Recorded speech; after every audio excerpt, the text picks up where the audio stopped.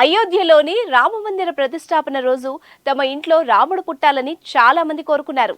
ఈ పవిత్రమైన రోజున తమకు బిడ్డ పుడితే సాక్షాత్తు శ్రీరామచంద్రుడు జన్మించినట్టు భావించి గర్భిణీలు పట్టుపట్టి సిజేరియన్ కూడా చేయించుకున్నారు.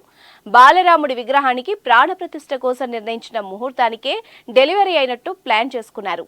ఆ సమయంలో కొందరికి నార్మల్ డెలివరీలు కూడా అయ్యాయి. సోమవారం పుట్టిన శిశువులకు రాముడు సీత పేర్లు పెట్టి మురిసిపోతున్నారు ఆ తల్లిదండ్రులు. గజం కేవలం 500 రూపాయలతో 1210 గజాల భూమి కేవలం 6 లక్షలు మాత్రమే. మగబిడ్డ పుడితే రాముడని, ఆడబిడ్డ పుడితే సీత అని నామకరణం చేస్తున్నారు. ఓ ముస్లిం జంట కూడా ప్రాణ ప్రతిష్ఠ సమయానికి ఓ పండంటి మగబిడ్డకు జన్మనిచ్చింది. యూపీలోని ఫిరోజాబాద్ లో ఈ ఆసక్తికర ఘటన చోటు చేసుకుంది. ఫర్జానా అనే మహిళకు జిల్లా హాస్పిటల్లో ముహూర్త సమయంలోనే నార్మల్ డెలివరీ అయింది. దీంతో ఆ జంట ఆనందానికి అవధులు లేకుండా పోయాయి. అయోధ్యలో బాలరాముడు కొలువు తీరిన క్షణాన తమకు బిడ్డ పుట్టడంతో రాముడి పేరును పెట్టారు. మతాలకు అతీతంగా ఆలోచించి తమ బిడ్డకు రామ్ రహీం అని పేరు పెట్టారు.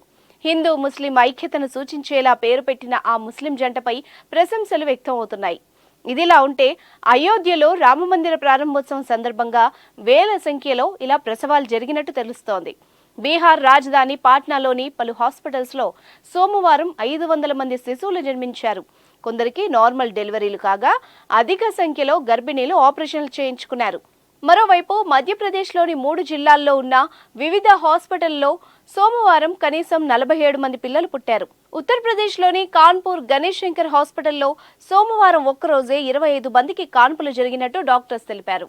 మధ్యప్రదేశ్ ఇండోర్లోని కేవలం 2 హాస్పిటల్స్ లోనే 15 మంది బిడ్డలకు జన్మనిచ్చారు. అందులో 11 మందివి నార్మల్ కాగా 4 సిజేరియన్ డెలివరీలని హాస్పిటల్ వర్గాలు వెల్లడించాయి. కర్ణాటకలోని విజయపురలో జేఎస్ఎస్ సూపర్ స్పెషాలిటీ హాస్పిటల్లో సోమవారం 20 మందికి పైగా మహిళలకు కాన్పులు జరిగాయి.